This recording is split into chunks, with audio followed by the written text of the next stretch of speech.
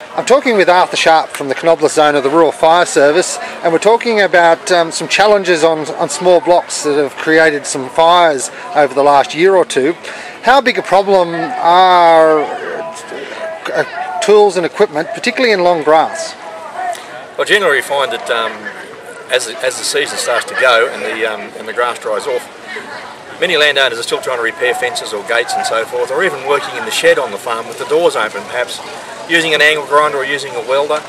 Sparks from these implements do set the grass alight, and if you're using a welder in particular with a head mask on, you can't see the fire start, and by the time you turn to find out sort of what's going on, you have quite a large fire on your hands, and it does spread very quickly.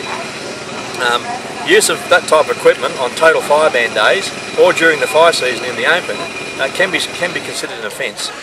So they do need to be extremely cautious when using that type of those type of hand tools around the farm. So what should you think about then on particularly bad fire days when it comes to undertaking work? What preparations can you make to reduce the risk or eliminate the risk of creating a fire with welding and grinding equipment? Well, look, I think that if it's a necessity that you do work on those days, first of all, you can't do it on a total fire ban day, because a welder is considered a naked flame, and a grinder could be considered the same, perhaps. But if it's necessary to do work on days when the temperatures are fairly high, it might be advisable to either have a fire break around the area you want to work, and even have fire protective equipment on site, a fire extinguisher, a knapsack, a tanker trailer, just some water on the ute or something like that, just in case you do set fire to something. If you're going to weld around a fence post or the bottom of a gate, wet the area first, right, and then do your welding or your grinding. Any other tips or thoughts when it comes to hopefully preventing any fires, particularly on those smaller blocks?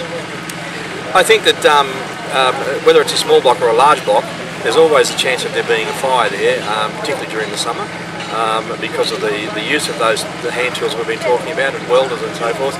But I think that the hobby farmer people do need to be more aware of the rural area and the chance of starting a fire during the fire season.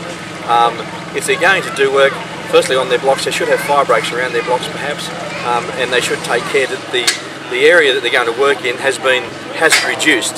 That is, that the grass has been mowed and cleared away and so forth.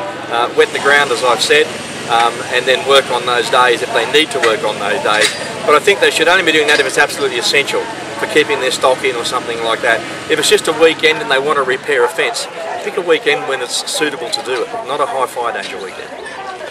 And if a fire does break out, do you try and put it out yourself, or is it better to try and call 000 straight away and get the service there? Call 000 immediately and get a service on the way, and then make every effort you can to prevent the fire from spreading from your property to an adjoining property.